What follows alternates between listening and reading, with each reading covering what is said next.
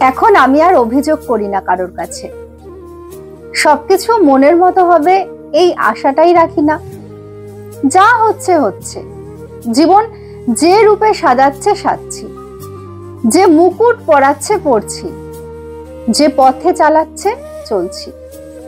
যা যা হারাতে বাধ্য করছে হারাচ্ছি, যা যা সওয়াচ্ছে সইছি।